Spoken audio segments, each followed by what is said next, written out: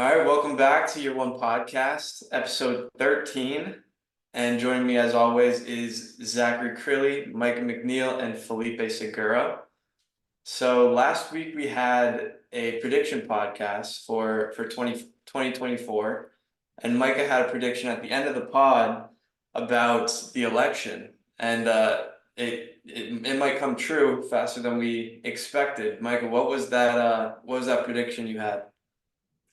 Yeah, so my prediction was that DeSantis would drop out and join in tandem with Nikki Haley, and then Vivek would drop out and become it'd be basically a ticket of Haley, DeSantis, president to vice president, and then Trump to Vivek, president, vice president. And it's looking like it's coming to fruition a little bit. I think I think my money is on that ticket actually happening, where we just have big dog versus little dog, president to vice president. So we'll see if that happens. It'll be quite interesting. I'm totally endorsing Vivek as Trump's VP though. I'm big on that. I thought that I heard that DeSantis was gonna align with Trump. Do you think that that's gonna come? Yeah, no, he did. He actually did endorse Trump, so that might be the part of the prediction that doesn't come true. Um, but I just don't even see. I think that whole thing is going to be interesting. Haley versus Trump. I don't know. I don't even know. It's such like a weird part of the election cycle is when all the primary candidates like bash on each other the whole time, and then like the reconciliation period where at the end they're like, "Oh, just kidding! Like we're all definitely behind this one guy," and pretend like we didn't say all that bad stuff through these months. Well, if you don't remember, in 2016, Ted Cruz didn't endorse Trump in the Republican convention, and like kind of just he almost like dropped the mic at the convention saying like I don't support him because Trump made fun of his wife. So I yeah, remember sometimes that. there are awkward moments, so you'll see it, but over the long term, whoever wins the party, like everyone kind of has to align with them because if not, you're gonna get left behind. You're not gonna get any appointments, no positions. So yeah. Yeah. Yeah, and Micah, has Vivek kind of, now that he's dropped out, has he aligned more with Trump, or is he like, what's his Well, stance right now? his whole thing was like he was like always like Trump's little like not pony because I fucking love Vivek. So he's not like his pony, but he was always like in massive support of Trump and like sort of always like pseudo endorsed him. Now he's like just totally on board. Like I think he's like joining his like campaign trail or whatever. But it's gonna be interesting. I hope that what I hope in some world, in some world, I wish it wasn't Trump who's going to be our next president. But if it is Trump, I'm hoping that in 4 years, like Vivek is a succession to Trump, or something like that. But yeah, You don't think he's gonna go to the nepotism round and tap Ivanka or Donald Trump Jr. to take over the political dynasty? it's gonna be him. It's gonna be him and Jared Kushner, What do you president to vice president. do you guys think that on the Democratic ticket it will be Biden as the presidential candidate? For sure. They're saying they might replace him with Michelle Obama or Gavin Newsom. I Mm. don't know. That like I guess it would make sense from an electability perspective, but I feel like everyone is just guessing from the outside of how it works on the inside and how the sausage is made. And I don't think any of us understand it. No, So the I think apparatus of I the think it's a political chance. I just like you'll see it when it happens, and then you kind of take it from there. Yeah. Yeah, that would be interesting. But I'm sure that on the Trump ticket, DeSantis is trying to get on that as well. So Vivek and DeSantis are probably just going head to head for Trump's attention right now. How much more time does he I actually always for Florida? Does anybody know? 2 years. 2 more years? Yeah, that's not a bad gig to roll into for another 2 years. Yeah. He can run again. I mean, they're all super young is the thing, right? Like, I think we forget Trump is what is he? Is he 80 already, or is he still in his Yeah, 70s? give or take, he's 80. I think Give he's or like take, he's 80. 78. Yeah, I mean, this is his last go, like definitely. But for DeSantis and all and Haley and Ramaswamy, dude, they can go 3, 4 other election cycles. So That's I mean, actually these, so true. I didn't even think about that. Yeah. yeah, I mean, I Biden's didn't even think about that. 81. No, I mean it's just like the psyche's sort of just been sort of like just trapped in the last 8 years, where you think like your next president has to be, sub 80 years old. Like I can't even process what Felipe just said, honestly. Like we could be talking about Haley, Vivek, DeSantis for the next 20 plus years. We don't even think about that. Interesting. Yeah. And speaking of the election, I mean, all the information surrounding it is going to be just as interesting because all of these new tools are coming out about deepfakes and different AI information sources. And I just wanted to show a quick video of one example that I'm sure listeners are going to be seeing over the next couple months. But let me just share my screen.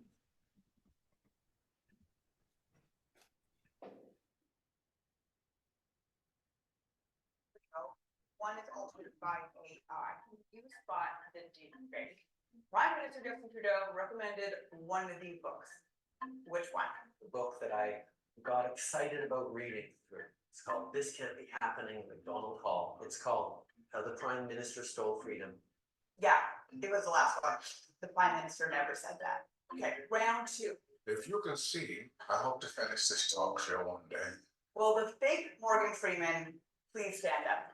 I am not Morgan Freeman. What you see is not real. How about It's just crazy what, like, I would never be able to see that difference.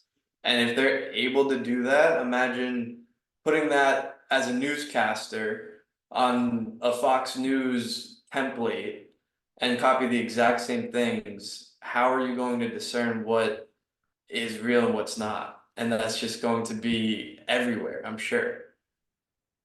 For people who might be listening, there was a video that showed in succession examples of deep fakes being nearly indifferent. Yeah, and you can't tell the difference between the deep fake and the reality.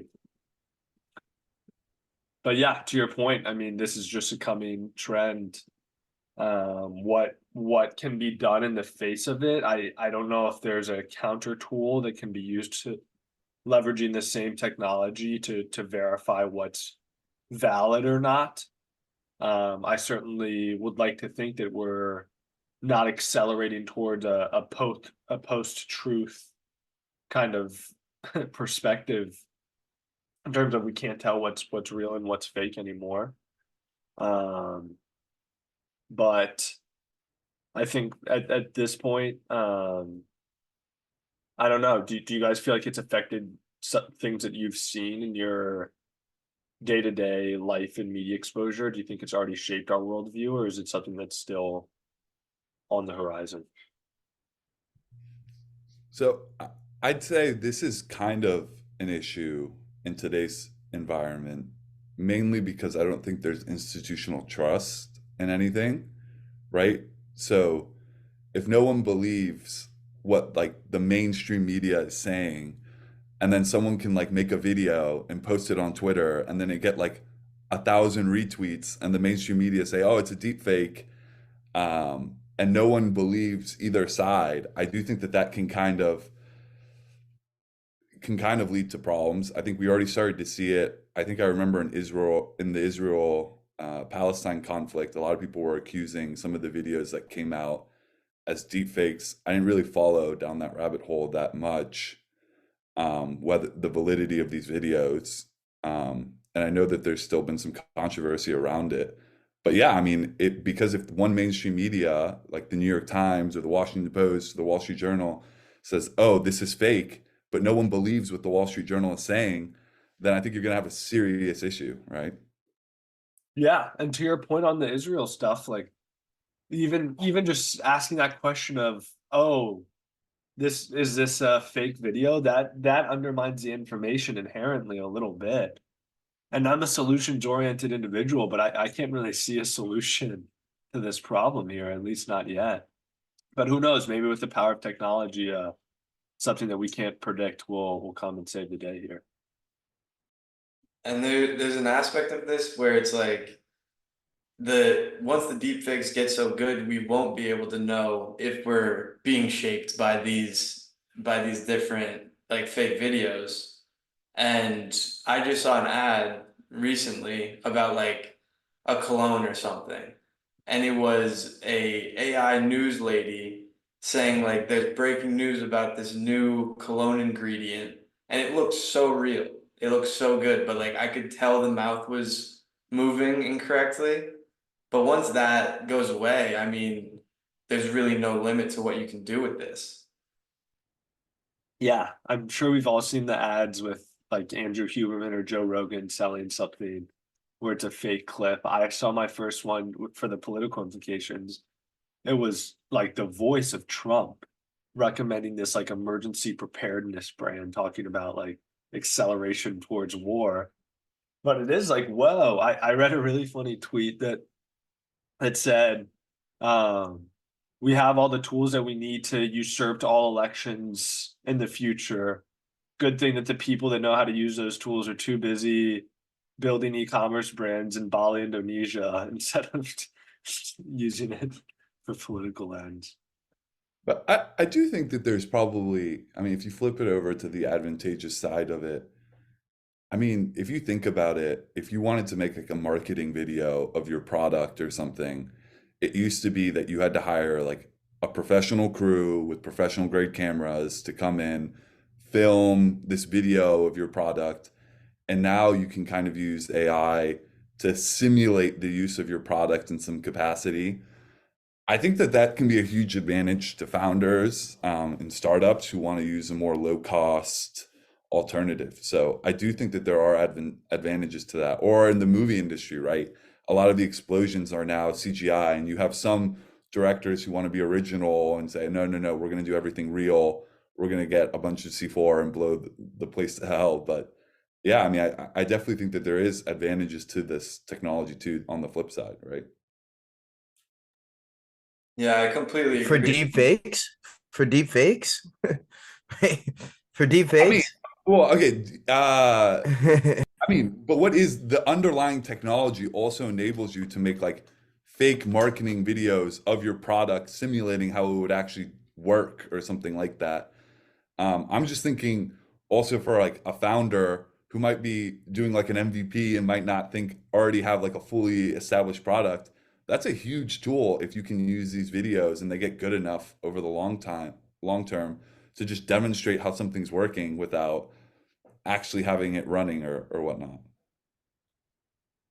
I mean, 100%. Like right now, I'm kind of doing that with a product we're launching and creating different product photos and different product videos. And like I've been entrenched in this AI world of product photography and video making with AI, and the tools out there are insane.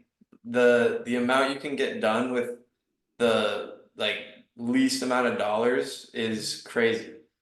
I mean, I've only used really free services, but it looks pretty professional. And 100% Felipe, like founders who are looking for product research or haven't launched yet, they can make professional grade marketing material with basically $0, which also Wait, I'm a increases little the confused. I'm a competitiveness little of crazy. I guess I'm a little confused.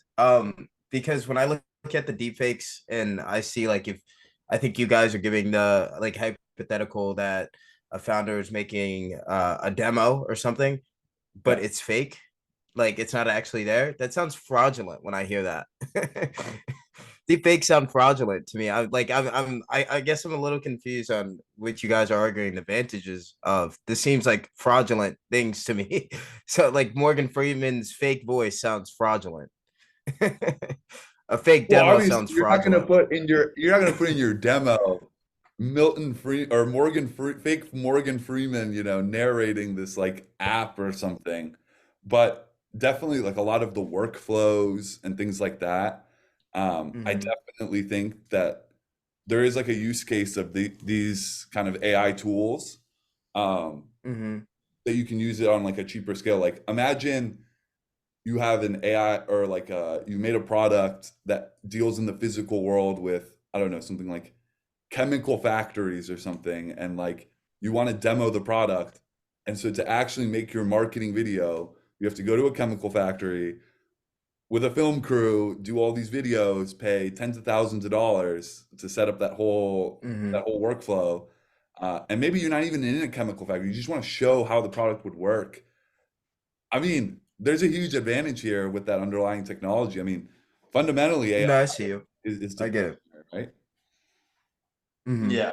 I think it's just making professional grade equipment and processes available to people with no money, basically.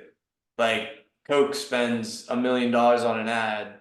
Now that amount of money is going down because of the technology. mhm. But Zach, did you have any other AI tool that was kind of catching your Yeah, interest? I did. I mean, I think that the area in which AI tools have proven their strength the most, at least at this point in their life cycle, has been content creation, whether it's written content, um, like still images, now video content, and it is interesting to see one, the use cases for that arise. And I guess I didn't realize how much content is a part of the like our day-to-day lives um as everyday people, as consumers, as creators. um but an interesting tool that I've been using recently is this real-time AI communications coach. So what this is you hit record on your phone, and it starts listening to you, and in real time it gives you feedback. So for example, I've been starting it since we've been talking. It says it's been giving feedback such as focus your thoughts, stay on topic, avoid filler words like like, and be clear on your predictions. And like it's really interesting to see not just where this product goes, but in the direction that it's going, where it's more so advancing and unlocking um, new potentials for people. And I'm keen to see where this products and other products like this go. Yeah, I think that's a great point, because that idea of like an AI coach or assistant, I think is what a lot of the major founders like Zuckerberg, um, have really been pointing out of what the real potential power of AI is. It's having a virtual assistant that's not a human be able to do a bunch of things for you, critique when you're speaking, uh, book appointments, do some background research on certain things that you need a quick update on. And I always kind of think of it. I don't know if you guys watch the Iron Man movies, but with like Tony Stark, he's got the Jarvis that he's just talking to, and it just does everything for him. And you're like, this is the coolest thing ever. And I think that the iPhone has Siri, you have Alexa, but I think all those tools are going to be 10x useful with the onslaught of AI. And it's just like the amplification of kind of what you can do. I mean, I saw this AI tool that you basically give it some guidance and maybe upload some pictures, and then it will create content for you and create affiliate accounts for you. and it'll do that like 100 times in a matter of an hour.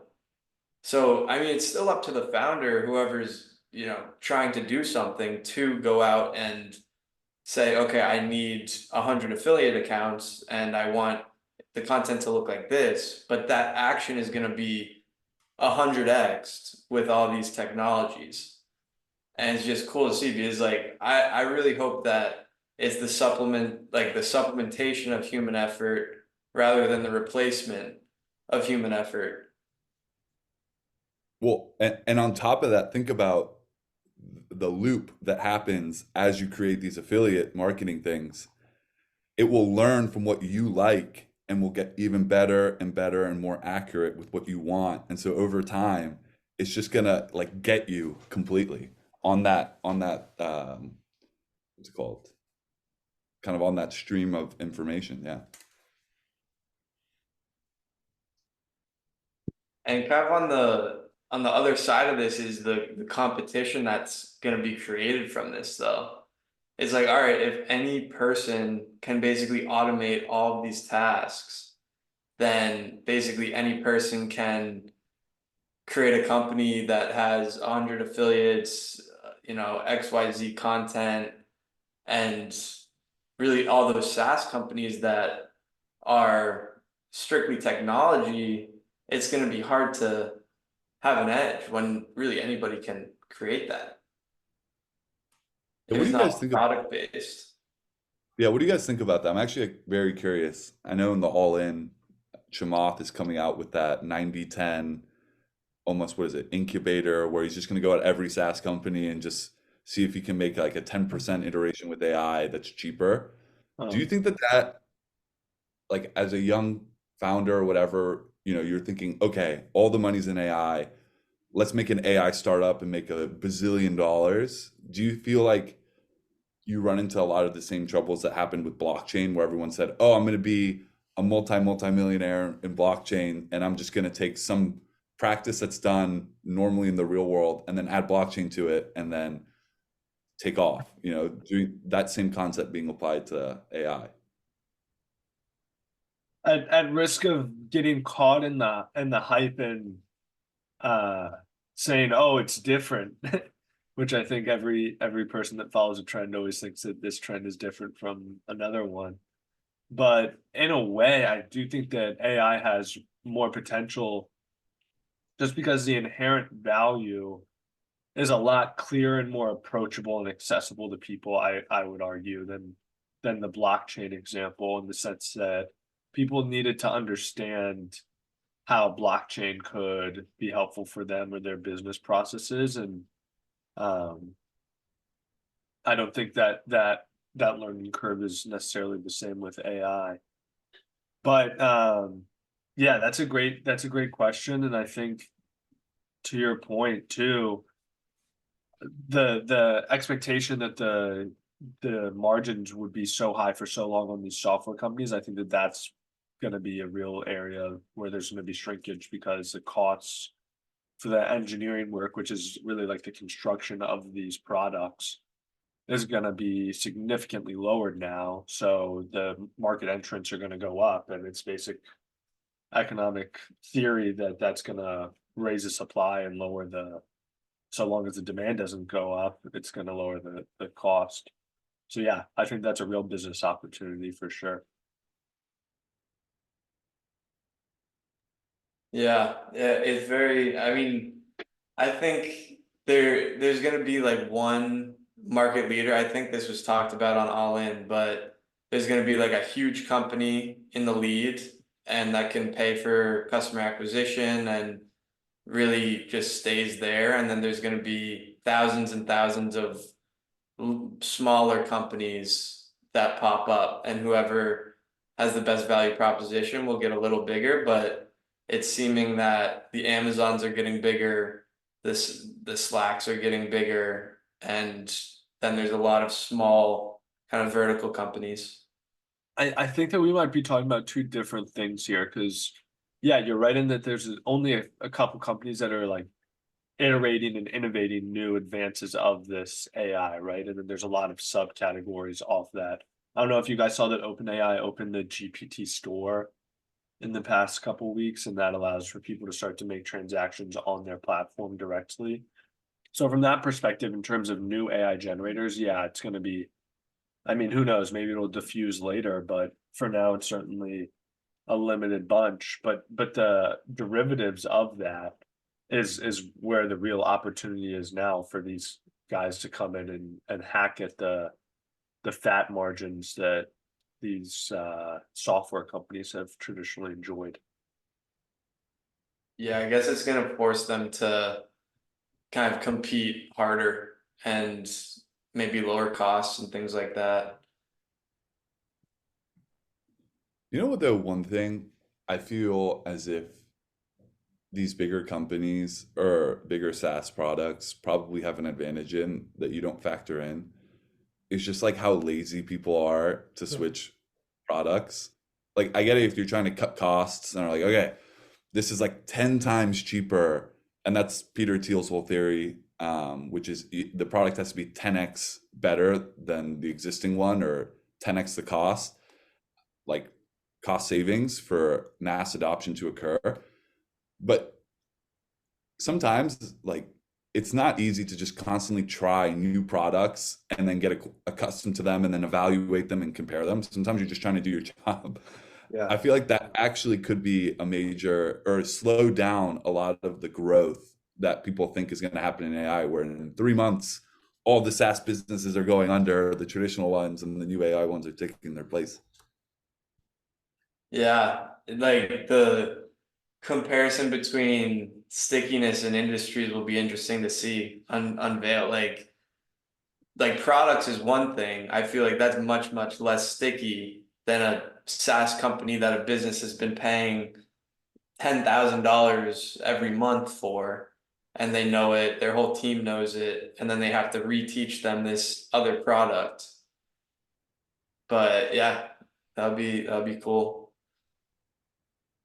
Yeah, and I like it. That's why sales exists, because people, if people were so efficient, in finding the best product, then you wouldn't need sales a lot of times for these big SaaS companies. That's a lot of the overhead. It's just acquiring new targets, and you got to call, you got to email, you got to meet them at the conferences, because people just aren't looking for the new products. You have to tell them about it, right? And in all likelihood, of course, there's going to be some companies that don't adapt to these changes. But what will likely happen is that these new entrants make maybe a marginally better product, but then the existing players just take those features and integrate it into their product. And sure, maybe they're going to have to cut overhead to compete with these newer, leaner